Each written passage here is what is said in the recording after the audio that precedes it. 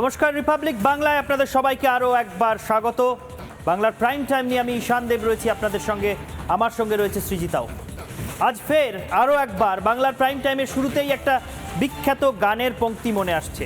ভারতবর্ষ সূর্যের এক নাম, আমরা রয়েছি সেই সূর্যের দেশে। আপনাদের প্রায় সবারই চেনা গান, অত্যন্ত জনপ্রিয় বাংলা গান। আমরা সেই সূর্যের দেশে থাকি বা না থাকি, আমাদের প্রতিনিধি সেই সূর্যের দেশে পৌঁছে গিয়েছে এবং সেখানে গিয়ে আমাদের প্রতিনিধি গত 6 মাসে একটা সফল পরিক্রমা সম্পূর্ণ করেছে। আদিত্য L1-এর কথা বলছি, ভারতের প্রথম সোলার মিশন, ভারতের প্রথম সৌর মিশন আদিত্য L1, ইসরোর পাঠানো মহাকাশ যান আদিত্য L1, ইসরোর পাঠানো উপগ্রহ আদিত্য L1, যা পৃথিবী এবং সূর্যের মাঝামাঝি জায়গায়, পৃথিবী এবং সূর্যের মাঝের যে জায়গা সেইখানে L1 পয়েন্ট, ল্যাগারেঞ্জ 1 পয়েন্ট, সেখানে গিয়ে সফলভাবে ওই পয়েন্টকে মাত্র 6 মাসের মধ্যে, 6 মাসের থেকেও দুদিন কম সময়ে একবার সফলভাবে পরিক্রমা করে ফেলল। প্রথম অভিযান, মনে রাখবেন, ভারতীয় মহাকাশ গবেষণা সংস্থার এটাই প্রথম সৌর অভিযান এবং সেই সৌর অভিযান এইভাবেই সফল হয়েছে।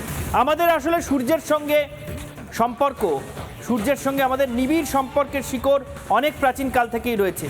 সূর্য আমাদের উপাসনায়, সূর্য আমাদের ব্রহ্মজ্ঞানে, আমরা পূর্ণ ব্রহ্ম বলে যাদেরকে মনে করি তাদের মধ্যে সূর্যকে ধরা হয়। আমাদের যোগাভ্যাসে সূর্য, আমাদের অন্যতম যোগাভ্যাসের নাম সূর্য প্রণাম। আমাদের মন্ত্রে, আমাদের উপাসনায়, আমাদের প্রার্থনায়, আমাদের জীবনচর্যায়, আমাদের প্রকৃতি পূজনের সর্বত্র সূর্যের উপস্থিতি। আমরা সেই প্রাচীনকালে সূর্যের রশ্মি কখন, দিনের কোন সময়, কোন অ্যাঙ্গেলে পৃথিবীতে এসে পড়ছে তার উপর নির্ভর করে তার সঙ্গে ম্যাচ করিয়ে, তার সঙ্গে মিলিয়ে আমরা মন্দিরের কাঠামো তৈরি করে ফেলেছিলাম। কোণার্কে সেই সূর্য মন্দির এখনও দেখতে পান। সেই সূর্যকে নিয়েই গবেষণা আরও কয়েক ধাপ এগিয়ে নিয়ে চলে গেল ইসরো এবং সেই লক্ষ্যেই সূর্যের দিকে, সূর্যের উদ্দেশ্যে, সূর্যের দেশের উদ্দেশ্যে আদিত্য L1-কে পাঠানো হয়েছিল। এবং আদিত্য L1 সেই কাঙ্ক্ষিত জায়গায় গিয়ে শুধুমাত্র পৌঁছেছে এমন নয়, সেখানে পৌঁছানোর পর সেই ল্যাগারেঞ্জ 1 পয়েন্টকে সে ইতিমধ্যেই সফলভাবে একবার সম্পূর্ণ প্রদক্ষিণ করে ফেলেছে। তা নিয়ে বিশদে আজ আমরা দেখাবো বাংলার প্রাইম টাইমে, আমি আর সৃজিতা।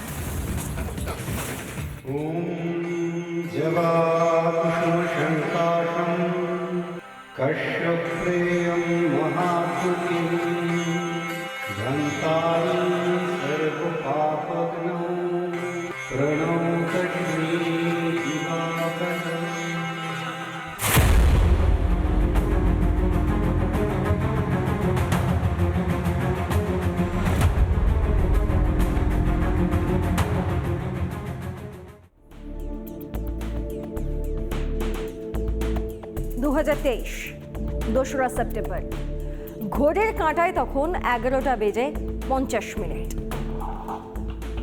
লঞ্চ করা হলো আদিত্য L1-কে। PSLV-র কাঁধে চেপে সূর্যের উদ্দেশ্যে রওনা আদিত্য L1 কারণ ল্যাগারেঞ্জ 1 পয়েন্টে পৌঁছানোর লক্ষ্য ছিল আদিত্যর। সেই হিসেবেই আদিত্যর নামের পাশে L1 শব্দটি জুড়ে যায়। উদ্দেশ্য কি? আগামী 5 বছরের জন্য সূর্যের গতি, বিধি সমস্ত কিছুকে নজরে রাখা। মোটামুটি 125 দিনের একটা চ্যালেঞ্জ ছিল 1.5 মিলিয়ন কিলোমিটার পথ অতিক্রম করবে আদিত্য L1 এবং 1.5 মিলিয়ন কিলোমিটার পথ অতিক্রম করে ল্যাগারেঞ্জ 1 পয়েন্টে একটি হ্যালো কক্ষপথে স্থাপিত হয় আদিত্য L1। সেই আদিত্য L1-ই তার প্রথম হ্যালো কক্ষপথ অতিক্রম করে ফেলেছে। হ্যাঁ, এই জন্যই আরও কিছুটা আশার আলো জেগে উঠেছে। কিভাবে? তার কারণ শুধু যে হ্যালো কক্ষপথের প্রথম যে ধাপটা সেটা অতিক্রম করেছে তা নয়, সম্পূর্ণ সফলতার সঙ্গে সে দ্বিতীয় হ্যালো কক্ষপথে প্রবেশ করেছে এবং সূর্যের থেকে যে যাবতীয় তথ্য পাওয়ার উদ্দেশ্যে সেখানে যাওয়া হয়েছে, সৌরঝড় নিয়ে, নানা রকমের বিকিরণ নিয়ে, যে গবেষণার প্রয়োজন রয়েছে, যে উদ্দেশ্যে মূলত তার সেখানে পৌঁছে যাওয়া, সেই অভিষ্টে, সেই লক্ষ্যে আরও এক ধাপ এগিয়ে গেল আদিত্য L1। কিন্তু এর শুরুটা কিরকম ছিল এক নজরে আমরা একে একে দেখব। একেবারে এই ছবিগুলো প্রথমেই দেখে নিই। সবার আগে দেখে নেব সেই মহেন্দ্রক্ষণের ছবি, যে সময়ে এই আদিত্য L1কে রওনা করা হয়েছিল ভারতের মাটি থেকে মহাকাশের উদ্দেশ্যে। সেই সময়ের ছবি আমরা সবার আগে দেখছি। এই সেই ছবি, এই সেই ছবি। শুনতে পাচ্ছেন সেই কাউন্টডাউন। ভারতের মাটি থেকে আদিত্য L1কে রওনা করা হয়েছিল গত বছর সেপ্টেম্বর মাসে, 2023-এর সেপ্টেম্বর মাসে আদিত্য L1কে ভারতের মাটি থেকে রওনা করা হয় মহাকাশের উদ্দেশ্যে। এবং সেই আদিত্য L1 একেবারে ঘড়ির কাঁটা মেপে নির্দিষ্ট সময়ে মহাকাশে পৌঁছে গিয়েছে। শুধু পৌঁছে গিয়েছে না, যে L1 পয়েন্ট বা ল্যাগ্রেঞ্জ 1 পয়েন্টে গিয়ে সূর্যের দিকে মুখ করে সূর্যের বিভিন্ন বিষয়ে ছবি তুলে সূর্যের মধ্যে ঘটতে থাকা নানা গতিবিধির বিশ্লেষণ তার করার কথা, যে পয়েন্টে পৌঁছে সেই পয়েন্টে একদম নির্দিষ্ট সময়ে সে পৌঁছে গিয়েছিল। এই সেই ছবি, সেই মহেন্দ্রক্ষণের ছবি, যে সময়ে আদিত্য L1কে রওনা করা হয়েছিল ভারতের মাটি থেকে। এবার আরও একটা ছবি দেখিয়ে নেব। আদিত্য L1 মহাকাশে পৌঁছানোর পর ইসরোর তরফ থেকে সেই ছবিও আমাদের কাছে পাঠানো হয়েছিল। ইসরোর তরফ থেকে সেই ছবিও জগৎ সভার সামনে তুলে ধরা হয়েছিল, যে মহাকাশে পৌঁছানোর পর আদিত্য L1 তার কাঙ্ক্ষিত গন্তব্যে পৌঁছানোর পর তখনকার ছবি কি ছিল, সেই ছবিটা এই মুহূর্তে দেখতে পাচ্ছেন। আদিত্য L1 মহাকাশে পৌঁছানোর পর, অর্থাৎ যেমনটা আমরা বলছিলাম, পৃথিবী এবং সূর্যের মাঝখানে যে দূরত্ব 15 কোটি কিলোমিটার, তার 1% দূরত্ব পর্যন্ত অতিক্রম করে কোনো মহাকাশযান বা উপগ্রহকে পাঠানো যায়, তার বেশি সূর্যের কাছে যাওয়া যায় না। ওইখানে খুব কম দেশই তাদের মহাকাশযান বা তাদের উপগ্রহ পাঠাতে পেরেছে, হাতে গোনা কয়েকটা দেশ, ভারত তার মধ্যে একটা। এবং জানুয়ারি মাসে যখন আদিত্য L1 ওই গন্তব্যে পৌঁছয়, অর্থাৎ ল্যাগ্রেঞ্জ 1 পয়েন্টে পৌঁছয়, সেখানে পৌঁছানোর পর থেকে এ পর্যন্ত, অর্থাৎ আজ পর্যন্ত আদিত্য L1 গত 178 দিনে, মানে 6 মাসের থেকে 2 দিন কম সময়ে ওই ল্যাগ্রেঞ্জ 1 পয়েন্টকে একবার সম্পূর্ণ প্রদক্ষিণ করে ফেলেছে, সফল প্রদক্ষিণ। এই ল্যাগ্রেঞ্জ 1 পয়েন্ট অত্যন্ত আনস্টেবল পয়েন্ট, সৌরবিজ্ঞানীদের ভাষায়, মহাকাশ বিজ্ঞানীদের ভাষায় খুব এমন একটা জায়গা যেখানে টিকে থাকা খুব মুশকিল। কিন্তু সেখানে ওই হেলো কক্ষপথে টিকে থেকে সম্পূর্ণ নির্ভুলভাবে, নিখুঁতভাবে L1 পয়েন্টকে প্রদক্ষিণ করা অত্যন্ত কঠিন চ্যালেঞ্জ ছিল, কারণ এটাই ভারতের প্রথম সৌর মিশন। সেটা আদিত্য L1 অত্যন্ত সফলভাবে করে দেখালো। ইসরোর অবশ্যই অভিনন্দন প্রাপ্য। আসলে চাঁদের দক্ষিণ মেরুতে যখন আমরা পৌঁছে যাই, তারপর থেকে আমাদের কনফিডেন্স হয়তো অনেকটাই বেড়েছিল, অনেকটাই সাহায্য করেছিল আত্মবিশ্বাস বাড়াতে। আদিত্য L1কে ল্যাগ্রেঞ্জ 1 অবধি পাঠানোর যে চ্যালেঞ্জটা, সেই চ্যালেঞ্জটা কিছুটা দৃঢ়তার সঙ্গে, কিছুটা আত্মবিশ্বাসের সঙ্গে শুরু করতে পেরেছিল ইসরো। মূলত সেপ্টেম্বর মাসে, যেটা আপনাদের বলছিলাম 2023 সালে সেপ্টেম্বর মাসে সেটিকে পাঠানো শুরু করা হয়। এবং তারপর পৃথিবীর যে কক্ষপথ, সেই কক্ষপথ ছেড়ে সোজা গিয়ে পৌঁছায় ল্যাগ্রেঞ্জ L1-এ, বা বলা যেতে পারে হ্যালো কক্ষপথে 6 জানুয়ারি স্থাপিত হয় এই আদিত্য L1। এবং তারপর থেকেই তার যাবতীয় কর্মপ্রক্রিয়া শুরু হয়। তবে এর মাঝে অনেক বিপদ ঘটতে পারত। এই যে এতটা পথ অতিক্রম করেছে, সেখানে মোটামুটি 178 দিন মতো সময় লেগেছে, এমনটাই ইসরো মারফত খবর। এই যে এতটা পথ অতিক্রম করেছে, তার মাঝখানে অনেক কিছু হতে পারত। যে পেলোডগুলি নেওয়া হয়েছিল, সেই পেলোডগুলি ছিটকে যেতে পারত। যে কক্ষপথ ধরে একে একে এগিয়ে যাচ্ছিল আদিত্য L1, সেই কক্ষপথে থেকে ছিটকে যেতে পারত। সমস্যা অনেক ধরনের হতে পারত, কিন্তু সেই সমস্ত সমস্যাকে অতিক্রম করে শেষ পর্যন্ত নিজের লক্ষ্যে, নিজের অভীষ্টে পৌঁছতে পেরেছে আদিত্য L1। এ নিয়ে মহাকাশ বিজ্ঞানীদের কি মতামত, একবার আপনাদেরকে শোনাবো। L1 পয়েন্টটা বুঝতে হবে, আমাদের থেকে প্রায় 15 লক্ষ কিলোমিটার দূরে, সূর্যের দিকে 15 লক্ষ কিলোমিটার দূরে, সূর্য আমাদের থেকে 1500 লক্ষ কিলোমিটার দূরে। কাজে আমরা 1% এগিয়ে আছি সূর্যের দিকে। এবার সেই পয়েন্টটা ফান্ডামেন্টালি আনস্টেবল, কেউ সেই পয়েন্টে বসে থাকতে পারে না। অথচ স্যাটেলাইটটাকে তাড়িয়ে আশেপাশে পাঠাতে হয় যাতে করে স্যাটেলাইট এবং পৃথিবী দুটোই একই সঙ্গে সূর্যের চারিদিকে ঘুরতে পারে। কিন্তু যেহেতু পয়েন্টটা আনস্টেবল, ওই স্যাটেলাইটটাকে সবসময়তেই ওই পয়েন্টের চারিদিকে ঘুরতে হয়, না ঘুরতে গেলে কিন্তু যে কোনো দিকে চলে যাবে। কাজেই এই অরবিটের মধ্যে যেটাকে আমরা বলি ইনসারশন, যেটা 6ই জানুয়ারি করেছিল ইসরো, যে এটাকে যে অরবিটে সূর্যের দিকে এগিয়ে যাচ্ছিল, গিয়ে ওটাকে ইনসার্ট করা হলো ওই আপনার L1 অরবিটে। এই ইনসারশনটা সত্যিকারেরই চ্যালেঞ্জিং এবং খুব অল্প দেশই করতে পেরেছে। আমি ইন্ডিয়ার কাছে এটা প্রথম, এবং কাজে এই যে ম্যানুভার করাটা, রকেটের ওপরে থ্রাস্টারটাকে ঠিক টাইম মতো অন করা, ঠিক কারেক্ট টাইমের মতো করাটা খুব ইম্পর্টেন্ট। ফলে এই দিক দিয়ে স্পষ্ট বোঝা যাচ্ছে যে ইসরো সায়েন্টিস্টরা মানে অরবিটাল ডায়নামিক্সে ওয়ার্ল্ডের যে কোনো মানুষের সঙ্গে দক্ষতাতে সমকক্ষ অন্তত। শুনলেন মহাকাশ বিজ্ঞানী সন্দীপ চক্রবর্তীর কথা। তিনি বলছেন ইসরোর জন্য এটা অবশ্যই অত্যন্ত উল্লেখযোগ্য একটা সাফল্য, কারণ এটাই ভারতের প্রথম সৌর মিশন। খুব কম দেশই, হাতে গোনা মাত্র কয়েকটা দেশ এই ধরনের মিশন হাতে নিতে পেরেছে, এখনো পর্যন্ত মহাকাশের ওই জায়গায় নিজেদের উপগ্রহ পাঠাতে পেরেছে। ফলে এটা অবশ্যই একটা উল্লেখযোগ্য সাফল্য। মহাকাশ বিজ্ঞানী যা বললেন সেটা এবার একটু গ্রাফিক্যাল রিপ্রেজেন্টেশনের মাধ্যমে আরও সহজ কথায় বুঝে নিই। ল্যাগ্রাঞ্জ 1 পয়েন্টটা কি, সেটা কোন জায়গায় অবস্থিত একটু দেখুন। এই যদি আমাদের পৃথিবী হয়, এই গ্রাফিক্যাল রিপ্রেজেন্টেশনে যে পৃথিবী দেখতে পাচ্ছেন, সেই পৃথিবী থেকে সূর্যের দূরত্ব, এই দূরত্ব 15 কোটি কিলোমিটার গড় দূরত্ব। বছরের নানা সময় এই দূরত্ব কিছুটা কমে বাড়ে। এই 15 কোটি কিলোমিটার দূরত্ব পুরোটা অতিক্রম করে সূর্যের কাছে কোনো বস্তুকেই পাঠানো সম্ভব নয়, কারণ সূর্যের তাপে অনেক আগেই সেটা পুরোপুরি ছাই হয়ে যাবে। সেই জন্য যতদূর পাঠানো সম্ভব ততদূর পর্যন্তই উপগ্রহ পাঠানো হয়েছে, এবং সেইটা হলো সূর্য এবং পৃথিবীর এই যে মাঝের দূরত্ব, তার মাঝের 1% দূরত্ব। অর্থাৎ মোট দূরত্ব 15 কোটি কিলোমিটার। পৃথিবী থেকে সূর্যের দিকে 15 লক্ষ কিলোমিটার পর্যন্ত পাঠিয়ে দেওয়া হয়েছে এই আদিত্য L1কে।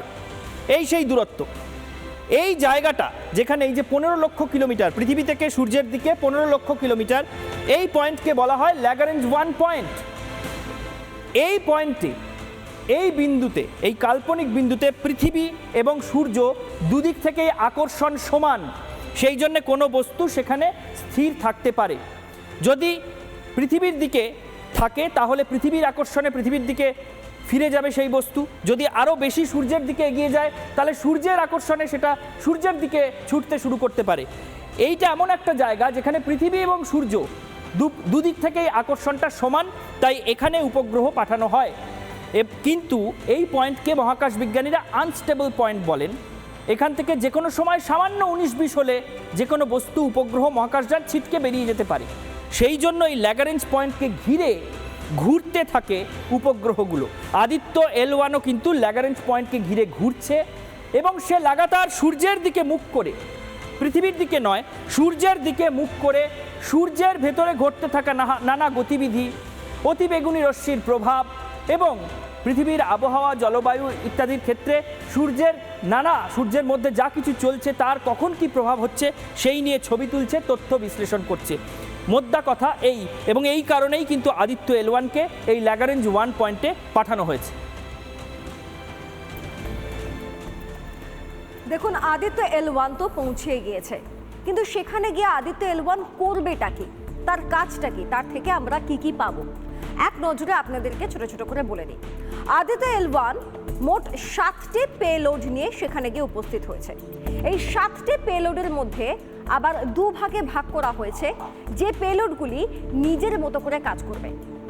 যে 4টি পেলোড এরকম রয়েছে এই 7টি পেলোডের মধ্যে, যারা সূর্যের আলো নিয়ে গবেষণা করবে, সূর্যের আলো সম্পর্কীয় যাবতীয় তথ্য ইসরোর কাছে পাঠাবে। এটা হলো 4টি পেলোডের কাজ। বাকি যে 3টি পেলোড, তাদেরও কিছু কাজ রয়েছে। বাকি 3টি পেলোড প্লাজমা নিয়ে, চৌম্বকীয় ক্ষেত্র নিয়ে, মানে সূর্যের চৌম্বকীয় ক্ষেত্র নিয়ে যাবতীয় তথ্য, যা যা তথ্য পাওয়া সম্ভব সেই সমস্ত তথ্যগুলিকে পৌঁছে দেবে ইসরোর কাছে, যা আমাদের কাছে ছড়িয়ে পড়বে এবং গোটা বিশ্বের কাছে ছড়িয়ে পড়বে। বাস্তবিক রূপে বলতে গেলে এটা ইসরোর তরফে বা ভারতের তরফে প্রথমবার সূর্যকে নিয়ে পড়াশোনা করার জন্য প্রথম কোনো পদক্ষেপ, এবং সেই পদক্ষেপেই ভীষণভাবে সাকসেসফুল। এবার প্রশ্ন আসতে পারে, এই যে আদিত্য L1 পৌঁছে গেল এতগুলো কাজের দায়িত্ব মাথায় নিয়ে, এখনো অবধি আদিত্য L1 এর তরফ থেকে আমরা কি কি তথ্য পেলাম? যেমন সৌরঝড় নিয়ে জানার কথা, ফোটোস্ফিয়ার, ক্রোমোস্ফিয়ার, করোনা, এই সমস্ত বিষয়গুলোকে নিয়ে জানার কথা। আদৌ কি কি জানতে পারছি? আরও একবার মহাকাশ বিজ্ঞানীর থেকে আমরা জেনে নেব যে ঠিক কি কি আমরা জানতে পারছি। আদিত্য L1 7খানা যন্ত্র আছে। ম্যাপ বলে যে যন্ত্রটা আছে, ম্যাগনেটিক ফিল্ডের ডিস্টারবেন্স, প্লাস হেলিওস বলে যে যন্ত্রটা আছে, হাই এনার্জি এক্স রে, যে যন্ত্রগুলো এক্স রে আসছে কন্টিনিউয়াসলি, সেইগুলোকে ডিটেক্ট করছে এবং রিলিজও করেছে যে হ্যাঁ যন্ত্রগুলো কাজ করছে। ইন্ডিয়া এই প্রথম মনিটরিং গ্লাস এরকম একটা স্যাটেলাইট পাঠালো, যেটা দিয়ে সূর্যের অ্যাক্টিভিটিকে মনিটর করা যায়। তো কী কী জিনিস অবজারভেশন হয়েছে এ পর্যন্ত? অ্যাসপেক্টস বলে যে যন্ত্রটি আছে, সেটা হচ্ছে ইলেকট্রন এবং প্রোটনের মানে ভেলোসিটি মাপা। পাপা বলে যে যন্ত্রটি আছে, সেটারও প্রোটন এবং হায়ার এনার্জির রেজাল্ট মাপা, মানে ভেলোসিটি কত। তারপরে সুইট বলে একটা যন্ত্র আছে। এই যন্ত্রগুলোর মধ্যে আমি দেখছি যে এ পর্যন্ত VLC যন্ত্র এ পর্যন্ত আমরা জানি না কাজ করছে, ঠিকমতো কাজ করছে কিনা, কিন্তু অন্যান্য যন্ত্রগুলো মোটামুটি কাজ করছে। এটাকে মেনলি মনে করি মনিটরিং ক্লাস, অর্থাৎ সূর্যের বিহেভিয়ার, সূর্যের টেম্পারামেন্ট, হ্যাঁ, সূর্য থেকে কখন রেডিয়েশন আসছে যাচ্ছে, পার্টিকেল আসছে কিনা, এই সমস্তগুলোকে যদি আমাদের কিছু আগে থেকে আমাদের নোটিশ দিতে পারে, তাতেই আদিত্য L1 এর কাজটা যথেষ্ট মানে বলে সাকসেসফুল বলে মনে হবে। মহাকাশ বিজ্ঞানী সন্দীপ চক্রবর্তী আরও স্পষ্ট করে ব্যাখ্যা করলেন ঠিক কী কাজ করতে আদিত্য L1 সূর্যের দেশের দিকে রওনা দিয়েছে। আসলে সূর্যের সঙ্গে আমাদের সংযোগ কিন্তু অনেক পুরনো। সনাতন শাস্ত্রে সূর্য নিয়ে যা কিছু রয়েছে, সূর্যের সঙ্গে আমাদের যা কিছু সংযোগ ব্যাখ্যা করা হয়েছে, তার সবটা পুঙ্খানুপুঙ্খ আমরা সবাই না জানলেও আমরা কিন্তু দৈনন্দিন জীবনেও টের পাই যে সূর্যের সঙ্গে আমাদের উৎসব, অনুষ্ঠান, জীবনচর্যা, জীবনাচরণ সব কিছু কতটা সম্পৃক্ত। সূর্য প্রণাম মন্ত্র ঘরে ঘরে অনেকেই জানেন। আমাদের যোগাভ্যাসের মধ্যে রয়েছে সূর্য প্রণাম নামের এক ধরনের যোগাভ্যাস। সেটাও আজকাল যোগের প্রয়োজনীয়তা সম্পর্কে উপলব্ধি যত বাড়ছে, মানুষ ততই সূর্য প্রণামে অভ্যস্ত হচ্ছেন। শুধু তাই নয়, ছট পুজো এই দেশের একটা অত্যন্ত বড় উৎসব। বিশেষ করে বিহারের বাসিন্দা যারা, তারা ছট পুজোয় বেশি করে অংশ নেন এবং এই ছট পুজো সূর্যেরই উপাসনা। সূর্যের উপাসনা, প্রকৃতি উপাসনার নানা রূপ, প্রকৃতি উপাসনার যে বিভিন্ন রূপ রয়েছে তার মধ্যে সূর্যের উপাসনা এই দেশে অত্যন্ত জনপ্রিয় এবং অত্যন্ত প্রচলিত একটা বিষয়। শুধু তাই নয়, প্রাচীন ভারতীয় স্থাপত্য যদি দেখেন তাহলে আপনি ওড়িশার কোণার্কে যে সূর্য মন্দির, সেই সূর্য মন্দিরের স্থাপত্য যদি দেখেন তাহলে বুঝতে পারবেন যে একসময় সূর্যের রশ্মি বছরের কোন সময় কোন কৌণিক বিন্দুতে কিভাবে পৃথিবীতে এসে পড়বে তার সঙ্গে মিলিয়ে আমরা মন্দিরের একটা স্ট্রাকচার, একটা কাঠামো তৈরি করে ফেলেছিলাম। সেই সূর্য মন্দির কোণার্ক এখনও অত্যন্ত পর্যটন আকর্ষণের বস্তু। ফলে সূর্যের সঙ্গে আমাদের, সূর্যকে নিয়ে আমাদের গবেষণা, সূর্যের সঙ্গে আমাদের জীবন যাপনের সংযোগ, এটা বহু হাজার বছরের।